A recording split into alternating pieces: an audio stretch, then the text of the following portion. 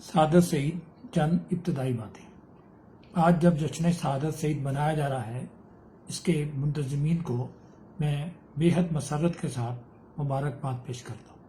یہ کام ادب دوستوں پر ایک عرصے سے قرض تھا جو آج کسی حد تک ادا ہو رہا ہے۔ سعادت سعید ایک تخلیقی انسان ہے۔ وہ ایک شاعر، محقق، نقاد، مدیر اور استاد کے طور پر ایک عمر مصروف عمل رہے ہیں۔ وہ ہر طرح سے ایک متحرک انسان ہے جو کبھی نچلے نہیں بیٹھے۔ انہوں نے تمام عمر خود کو علم و ادب کے لیے وقف رکھا ہے اور کبھی خود کو محدود نہیں ہونے دیا۔ وہ انجمن ترقی پسند مصنفین کے قائدین میں شامل ہیں، مگر ایک حد تک ترقی پسند شاعری کرتے اور ایک حد تک ہی ترقی پسند تنقید لکھتے ہیں۔ 1960 کے عشرے کی نئی شاعری کی تحریک سے بھی وابستہ رہے ہیں۔ اس گروہ کے لوگ کلاسیک کے بارے میں زیادہ پرجوش نہیں تھے، مگر سعادت سعید نے قصیدے جیسی صنف سخن کو تحقیق کا موضوع بنایا اور تحقیق کے تقاضے اور مطالبات پورے کرنے کی پوری کوشش کی۔ سعادت سعید نے غزل بھی لکھی اور نثری نظم بھی۔ ان کی نثری نظم عجز بیان کا نتیجہ نہیں، وسعت بیان کے تقاضے سے پیدا ہوئی ہے۔ ان کے ہاں نئی نظم سے پوری کمٹمنٹ پائی جاتی ہے، اس لیے وہ ایک مدت سے نئی شاعری کے نام سے ایک رسالہ شائع کرتے ہیں اور اب تک 4000 سے زائد صفحات مرتب کر کے شائع کر چکے ہیں۔ سعادت سعید جدید شاعری کرتے اور جدید شاعری پر لکھتے ہیں تو سر سید اقبال اور مولانا حنیف ندوی پر بھی لکھ چکے ہیں۔ یہ ان کی ذات کے تضادات نہیں، ان کے فکر و نظر کی وسعتیں ہیں اور سوچ کی مختلف جہتیں ہیں۔ وہ مترجم مرتب بھی ہیں۔ انہوں نے ترکی شاعری کے ترجموں سے اردو ادب کے لیے ایک نیا دریچہ کھولا ہے، جہاں سے نئی فکر اور نئے طرز احساس کے جھونکے آ کر اردو کے ادیب کو تازہ گوئی کی خبر دیتے ہیں۔ ڈاکٹر سعادت سعید مختلف جہتوں میں کام کرتے رہے ہیں۔ وہ نئی شاعری کے لوگوں کے ساتھ چلے تھے، اب بھی ادب کے میدان میں گامزن ہیں، نئی راہیں تلاش کرتے ہیں اور نئی منزلوں کی خبر لاتے ہیں۔ ان کی تصانیف، تراجم اور مرتبات کی تعداد 30 سے متجاوز ہے۔ فلسفہ، سماجیات اور ادب کے طالب علم ہیں۔ ان کے ہاں یہ سب حوالے ملتے ہیں۔ اس کے ساتھ ہی ساتھ انہوں نے ادب کو صرف ایک زبان تک محدود نہیں سمجھا، اور نہ وہ ادب کو فلسفے اور سماجیات سے عدم تعلق کے قائل ہیں۔ وہ سیاسی صورتحال پر بھی غور کرتے ہیں، سوچتے ہیں اور ایک رائے قائم کرتے ہیں۔ سیاسی صورتحال پر غور، فکر اور انجمن ترقی پسند مصنفین سے تعلق کے باوجود وہ اچھے خاصے پاکستانی ہیں اور ہر طرح سے محب وطن پاکستانی ہیں۔ ان کی گفتگو کو سن کر احساس ہوتا ہے کہ کشمیر کی آزادی بہت ضروری ہے، اس کے لیے نغمے کافی نہیں ہیں، اس سے آگے نثر بھی بہت ضروری ہے۔ یہ سن کر کسی کو حالہ نثر من بشنو والا لطیفہ یا واقعہ یاد آ جائے تو بہت اچھی بات ہے۔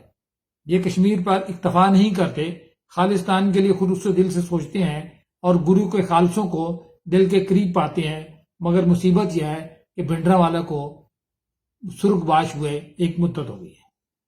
ڈاکٹر سعادت سعید استاد ہیں اور یقیناً بہت اچھے استاد ہیں۔ شاید بہت زیادہ پاپولر نہ ہوں کیونکہ یہ کم از کم نوٹس لکھوانے کے روادار نہیں ہیں۔ یہ نقاد ہونے کے باوجود طلباء کو نقادوں کی پیروی کرنے اور انہیں دہرانے سے خوش نہیں ہوتے۔ ان کا خیال ہے منفرد اور نئے طرز بیان کے حامل شاعر اپنے بارے میں تنقیدی ڈسکورس بھی خود ہی پیش کرتے ہیں۔ حالی کا مقدمہ ہو، راشد کی اپنی شاعری کی کتابوں کے دیباچے ہوں یا جیلانی کامران کے مقدمے، ان تحریروں کی روشنی میں ان کی شاعری کو پڑھنا اور سمجھنا چاہیے۔ ان کی یہ بات اگر اہل تحقیق کے لیے رہنما بن جائے تو ان کے لیے جادہ و منزل آسان ہو جائے۔ وہ نقادوں کی انگلی پکڑ کر چلنے والے طلباء کو سمجھایا کرتے ہیں، اپنا رستہ خود تلاش کرو، اپنی منزل پر پہنچ جاؤ گے۔ نقاد تمہیں رستے میں چھوڑ دیں گے، مگر بچپن میں ٹیوشن پڑھنے والے بڑے ہو کر نقادوں کی انگلی پکڑ کر چلتے ہیں۔ وہ نہ بڑے ہو پاتے ہیں نہ کہیں بھی پہنچ پاتے ہیں۔ سعادت سعید اپنے معقول مگر غیر مقبول مشورے اور اصرار کرتے رہتے ہیں۔ یہی ان کی علمی دانش و بینش کا اصل اصول ٹھہرا ہے۔ سعادت سعید نئی شاعری کی تحریک سے آگے بڑھے تھے. نئی شاعری چاہے جتنی بھی معقول ہے نامقبول رہی ہے. سلیم احمد نے نئی شاعری کو نامقبول شاعری کا لقب دیا تھا. سعادت سعید اسی عدم مقبولیت کے صحرا کا مسافر ہیں اور مسلسل محو سفر ہیں. نئی شاعری میں بہت کم لوگوں نے سیکرڈ شاعری کی ہے. وہ عموماً سیکولر شاعری کرتے ہیں. سعادت سعید نے سیکولر شاعری کو اپنی شناخت بنایا. ان کے ہاں یہ تصور ملتا ہے کہ شاعری ترسیل معانی کی بجائے تشکیل معانی کا فریضہ ادا کرے. ہمارے ہاں شاعری کی تربیت کا طریقہ رہا ہے کہ اس کا پیرافریز کیا جائے. یہ تبھی ہو سکے گا جب شاعر ترسیل معانی کرے. ابلاغ شاعر کا فرض اولی ابلاغ شاعر کا فرض اولی ہو. اس کے برعکس شاعری کا منصب تشکیل معانی ہو تو اس کا پیرافریز نہ ہو سکے گا. اس کے ساتھ کچھ عرصہ جینا ہوگا، اسے محسوس کرنا ہوگا، اس کے لفظوں کو ڈی کوڈ کرنا ہوگا، تبھی اس کے مفاہیم تک راستے کھل سکیں گے. شاعری بھی تو فنون لطیفہ میں سے ہے. مصوری بھی تو ہم دیکھتے ہیں، ہم موسیقی بھی سنتے ہیں، ان سے لطف اٹھاتے ہیں. ان کا پیرافریز کیوں نہیں کرتے؟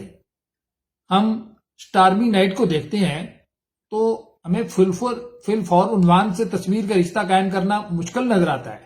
آہستہ آہستہ ہم یہ تصویر دیکھتے دیکھتے اس کا عنوان سے رشتہ تلاش کر ہی لیتے ہیں. ایسا نہ ہو سکے تو ہم کم از کم مصور کو اس بات میں حق بجانی سمجھنے لگ جاتے ہیں کہ وہ اسٹارمی نائٹ کو اس شکل میں دیکھے اور محسوس کرے. یہی نئی شاعری کا مطالبہ ہے. وہ بھی تو نئے مصوروں کی طرح، نئے موسیقاروں کی طرح نئے شاعر ہیں. نئی صورتحال میں زندہ، نئی حقیقتوں کے ساتھ زندگی کرتے ہوئے. صادقین کی خطاطی اور شاکر علی کی مصوری کا جواز ہے تو یقیناً نئے شاعروں کی شاعری کا جواز بھی ہے. سعادت سعید صرف جواز ہی تلاش نہیں کرتے، نئی شاعری کی معنویت، اہمیت اور ضرورت تک تلاش کرتے ہیں. یہی ان کی تنقید کا بڑا موضوع ہے. سعادت سعید اقبال کو بہت اہمیت دیتے ہیں، ان پہ لکھتے ہیں، ان کی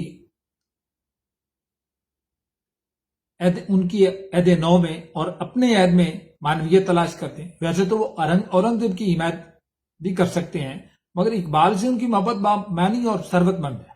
وہ اقبال کی محبت میں علی شریعتی تک کو ہے.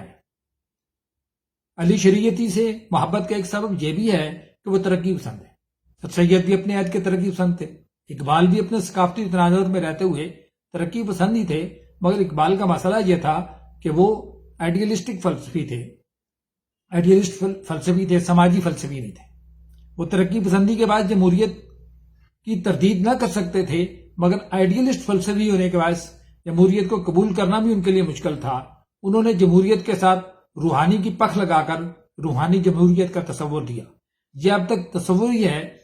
ایسے تصورات سے ان کی محبت کا سعادت سعید کی محبت کا نتیجہ یہ ہے کہ وہ بھی روحانی جمہوریت کی تائید اور تصدیق کر سکتے ہیں. یہ صرف اقبال کی محبت میں ہو. ان کی اقبال سے محبت بہت گہری اور بہت سچی ہے. ایک دن میں نے بال جبریل کا ایک شعر پڑھا، میری روائے شوق سے شور حریم ذات میں گلگلائے علامہ بتکدائے صفات میں. میں نے سوال کیا اس شعر کا واحد متکلم کون ہے؟ ڈاکٹر صاحب نے کمال کا جواب دیا.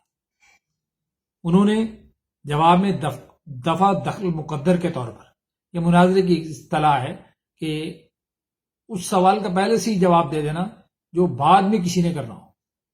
تو انہوں نے دفع دخل مقدر کے طور پر ایک جملہ کہا، وہ یہ تھا کہ اس کا واحد متکلم ابلیس تو ہو نہیں سکتا کہ اس کے پاس نوائے شوق نہیں ہے.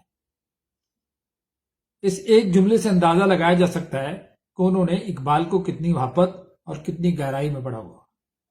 ڈاکٹر سعادت سعید نے جس جذب و جنون سے نئی شاعری کی تفہیم کی ہے، اسی جذب و شوق سے شاعری بھی کی ہے. ان کے 6 شعری مجموعے ان کی سنجیدہ شعری سرگرمی کا پتہ دیتے ہیں. ان کی شاعری میں انسان کی ذات کے معلوم منطقوں کی خبر بھی ملتی ہے اور نامعلوم گوشوں اور منطقوں کا اظہار بھی ملتا ہے. اس شاعری میں ان کا علم و خبر بھی ہے، ان کا فکر و نظر بھی. اس میں بصارت اور بصیرت کے کئی حوالے ملتے ہیں. اس شاعری میں پورے آدمی کا اظہار ہے، پورا آدمی جو کبھی پوری طرح سمجھا نہ جا سکے، اس حوالے کے ساتھ پیار کیا جا سکے، اس آدمی کے ساتھ پیار کیا جا سکے مگر اس کے ساتھ کوئی لیبل چسپا نہ کیا جا سکے۔ ایک دفعہ کسی نے ان سے سوال کیا، آپ کی شاعری کئی جگہ سمجھ نہیں آتی، یہ کہنے لگے یہ تو پوری مجھے بھی سمجھ نہیں آتی۔